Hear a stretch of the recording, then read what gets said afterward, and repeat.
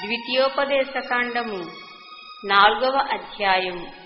కాబట్టి ఇశ్రాయేలీయులారా, మీరు బ్రతికి మీ పితరుల దేవుడైన యెహోవా మీకిచ్చుచున్న దేశములోనికి పోయి స్వాధీనపరచుకొనున్నట్లు మీరు అనుసరింపవలసిన విధులను కట్టడలను నేను మీకు బోధించుచున్నాను. వినుడి. మీ దేవుడైన యెహోవా ఇచ్చిన ఆజ్ఞలను మీకు ఆజ్ఞాపించుచున్నాను. వాటిని గైకొనుటయందు నేను మీకు ఆజ్ఞాపించిన మాటతో దేనిని కలుపకూడదు, దానిలో నుండి దేనిని తీసివేయకూడదు. బయల్పెయోరు విషయములో యెహోవా చేసిన దానిని మీరు కన్నులారా చూచితిరి కదా. బయల్పెయోరు వెంట వెళ్లిన ప్రతి మనుషుని నీ దేవుడైన యెహోవా నీ మధ్యను ఉండకుండా నాశనము చేసెను. మీ దేవుడైన యెహోవాను హత్తుకొనిన మీరందరూ నేటి వరకు సజీవులై ఉన్నారు. నా దేవుడైన యెహోవా నాకు ఆజ్ఞాపించినట్లు మీరు స్వాధీనపరచుకొనబోవు దేశమున మీరాచరించవలసిన కట్టడలను విధులను మీకు నేర్పితిని. ఈ కట్టడలనన్నిటినీ మీరు గైకొని అనుసరింపవలెను. వాటిని గూర్చి విను జనముల దృష్టికి అదే మీకు జ్ఞానము, అదే మీకు వివేకము. వారు చూచి నిశ్చయముగా ఈ గొప్ప జనము జ్ఞాన వివేచనలు గల జనమని చెప్పుకొందురు. ఏలయనగా మనము ఆయనకు మొర్రపెట్టునప్పుడెల్లా మన దేవుడైన యెహోవా మనకు సమీపముగా ఉన్నట్టు మరి ఏ గొప్ప జనమునకు ఏ దేవుడు సమీపముగా ఉన్నాడు? మరియు నేడు నేను మీకు అప్పగించుచున్న ఈ ధర్మశాస్త్రం అంతటిలో ఉన్న కట్టడలను నీతి విధులను గల గొప్ప జనమేది? అయితే నీవు జాగ్రత్త పడుము.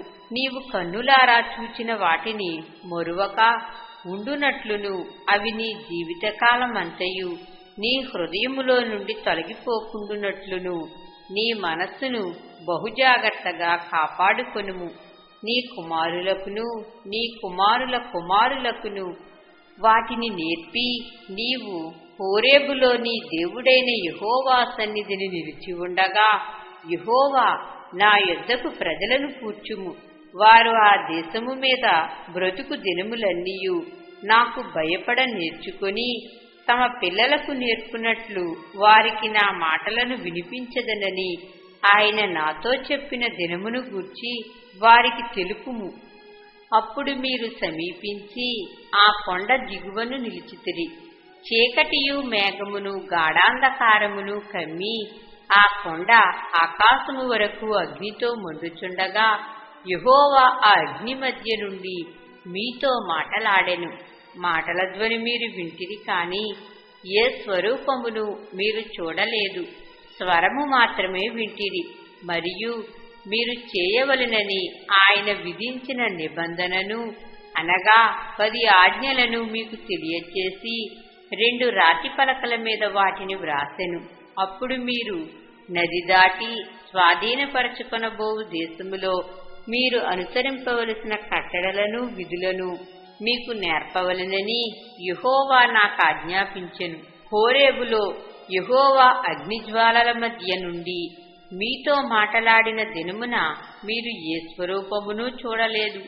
కావున మీరు చెడిపోయి భూమి మీదనున్న ఏ జంతువు ప్రతిమనైనను, ఆకాశమందు ఎగురు రెక్కలు గల ఏ పక్షి ప్రతిమనైనను, నేల మీద ప్రాకు ఏ పురుగు ప్రతిమనైనను, భూమి క్రిందనున్న నీళ్లయందలి ఏ చేప ప్రతిమనైనను, ఆడు ప్రతిమను గాని మగ ప్రతిమను కాని ఏ స్వరూపము కలిగిన విగ్రహమును మీ కొరకు చేసుకొనకుండునట్లును ఆకాశము వైపు కన్నులెత్తి సూర్యచంద్ర నక్షత్రములైన ఆకాశ సైన్యమును చూచి మరల కొల్పబడి నీ దేవుడైన యెహోవా సర్వాకాశము క్రిందనున్న సమస్త ప్రజల కొరకు పంచిపెట్టిన వాటికి నమస్కరించి వాటిని పూజింపకుండునట్లును మీరు బహుజాగ్రత్త పడుడి. యెహోవా మిమ్మును చేపట్టి నేడున్నట్లు మీరు తనకు స్వకీయ జనముగా ఉండుటకై ఐగుప్తు దేశములో నుండి ఆ ఇనుప కొలిమిలో నుండి మిమ్మును రప్పించెను.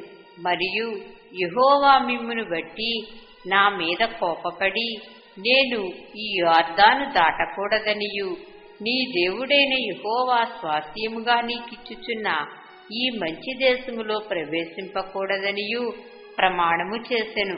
కావున నేను ఈ యొర్దాను దాటకుండా ఈ దేశముననే చనిపోదును. మీరు దాటి ఆ మంచి దేశమును స్వాధీనపరుచుకొనెదరు. మీ దేవుడైన యెహోవా మీకు ఏర్పరిచిన నిబంధనను మరచి నీ దేవుడైన యెహోవా నీకాజ్ఞాపించినట్లు ఏ స్వరూపము కలిగిన విగ్రహమునైనను చేసుకొనకుండునట్లు మీరు జాగ్రత్త పడవలెను. ఏలయనగా నీ దేవుడైన యెహోవా దహించు అగ్నియు రోషము గల దేవుడునై ఉన్నాడు. మీరు పిల్లల పిల్లలను కని ఆ దేశమందు బహుకాలము నివసించిన తరువాత మిమ్మును మీరు పాడు చేసుకుని ఏ స్వరూపము కలిగిన విగ్రహమునైనను చేసి నీ దేవుడైన యెహోవాకు కోపము పుట్టించి ఆయన కన్నుల ఎదుట కీడు చేసిన యెడల మీరు ఈ యొర్దాను దాటి స్వాధీనపరుచుకొనబోవు దేశములో ఉండకుండా త్వరలోనే బొత్తిగా నశించిపోదురని భూమ్యాకాశములను మీ మీద సాక్షులుగా ఉంచుచున్నాను. ఆ దేశమందు బహుదినములు ఉండక మీరు బొత్తిగా నశించిపోదురు. మరియు యెహోవా జనములలో మిమ్మును చెదరగొట్టును. యెహోవా ఎక్కడికి మిమ్మును తోలివేయునో అక్కడి జనములలో మీరు కొద్దిమందే మిగిలియుందురు.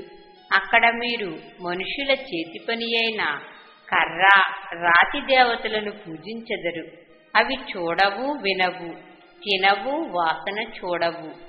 అయితే అక్కడ నుండి నీ దేవుడైన యెహోవాను మీరు వెదకిన యెడల నీ పూర్ణ హృదయముతోనూ నీ పూర్ణాత్మతోనూ వెదకునప్పుడు ఆయన నీకు ప్రత్యక్షమగును.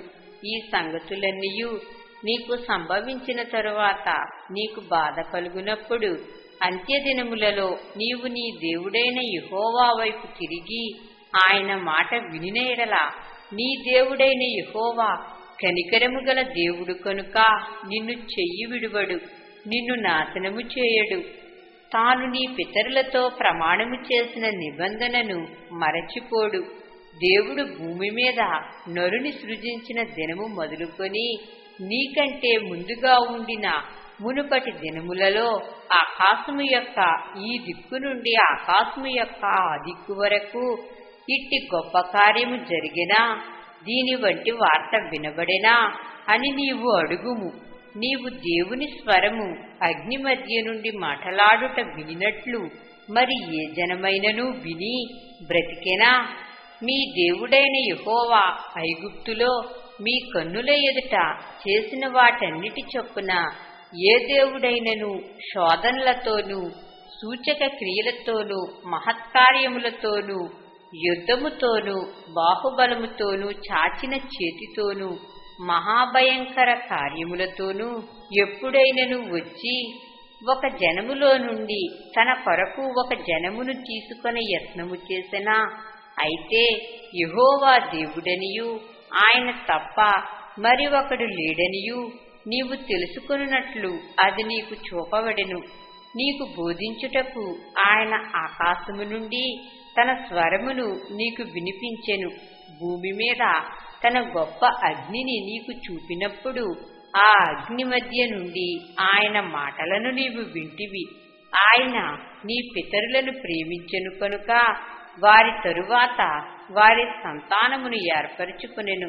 నీకంటే బలమైన గొప్ప జనములను నీ ముందర నుండి వెళ్ళగొట్టి నిన్ను ప్రవేశపెట్టి ఆయన నేడు చేయుచున్నట్లు వారి దేశమును నీకు స్వాస్థ్యముగా ఇచ్చుటకై నీకు తోడుగా ఉండి ఐగుప్తులో నుండి తన మహాబలము చేత నిన్ను వెలుపలికి రప్పించెను. కాబట్టి పైనున్న ఆకాశమందును క్రిందనున్న భూమి అందును యెహోవాయే దేవుడనియు మరి ఒక దేవుడు లేడనియు నేడు నీవు ఎరిగి జ్ఞాపకమునకు తెచ్చుకొనుము.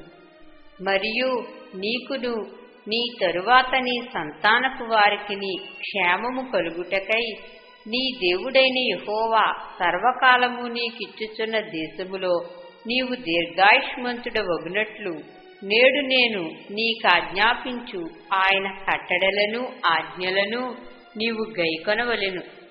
అంతకు ముందొకడు పగపట్టక పరాకున తన పొరుగువాణ్ణి చంపిన యెడల చంపినవాడు పారిపోవుటకు మోషే తూర్పు దిక్కున యొర్దాను యువతల 3 పురములను వేరుపరిచెను. అట్టివాడెవడైనను ఆ పురములలో దేనిలోనికైనను పారిపోయి బ్రతుకును. అవేవనగా రుబేనీయులకు మైదానపు దేశారణ్యమందలి బేసెరును, గాదీయులకు గిలాదులోనున్న రామోతును, మనష్షీయులకు బాషానులో ఉన్న గోలాను అనునవే. మోషే ఇశ్రాయేలీయులకిచ్చిన ధర్మశాస్త్రము ఇది. ఇశ్రాయేలీయులు ఐగుప్తులో నుండి వెలుపలికి వచ్చుచుండగా యొర్దాను యువతల బేత్పయోరు ఎదుటి లోయలో హెష్బోనులో నివసించిన అమోరీయుల రాజైన సీహోను దేశమందు మోషే ఇశ్రాయేలీయులకు నియమించిన శాసనములు, కట్టడలు, న్యాయ విధులు ఇవి. మోషేయు ఇశ్రాయేలీయులను ఐగుప్తులో నుండి వచ్చుచు ఆ సీహోనును హతము చేసి అతని దేశమును యొర్దాను యువతల ఉదయ దిక్కున ఉన్న బాషాను రాజైన ఓగు యొక్క దేశమును, అర్నోను ఏటిదరినున్న అరోయేరు మొదలుకొని హెర్మోనును సియోను కొండ వరకు ఉన్న అమోరీయుల 2 రాజుల దేశమును, పెస్గా ఓటలకు దిగువగా అరాబా సముద్రము వరకు తూర్పు దిక్కున యొర్దాను అవతల అరాబా ప్రదేశమంతయు స్వాధీనపరుచుకొనిరి.